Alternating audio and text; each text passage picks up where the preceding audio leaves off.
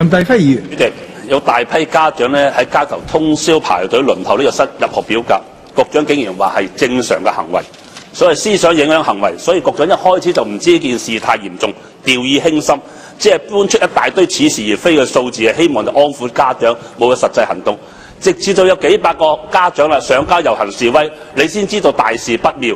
咁到嗰時就如夢初醒，恍然大悟，見步行步急就章，推出你所謂嘅6大措施，以為咁樣就可以得到圓滿嘅解決。你話得唔得？梗係唔得啦，因為家長已經講明係唔信你。局長可唔可以斬釘截鐵、實牙實齒、直接了當，向家長作出個承諾，100%嘅保證，如果佢哋喺園區或者就近嘅學校報讀咗，政府一定係可以保證佢可以喺園區或者就近嘅學校咧得到個學位有書讀。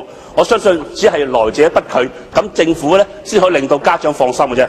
睇翻過去幾年嘅發展，睇翻最近由呢一個9月底到10月初開始，特別係10月2號開始到10月12號期間，裏邊咧嗰個排隊潮嗰個咧恐慌程度係睇到嘅。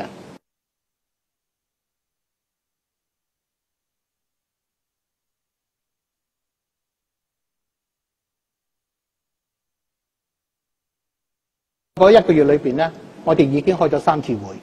另外有啲個別學校咧係響應我哋嘅呼籲，譬如咧喺呢一個北區就已經起碼有一間學校咧係覺得需要咧建一間新嘅學校。局長，由於正話議員嘅提問咧係作咗一啲批評，主席，所以我理解咧就局長係回應議員批評，但係議員亦都係提出要求局長咧斬釘截鐵、實牙實齒、直接了當，係作一啲承諾。局長會唔會回應呢方面？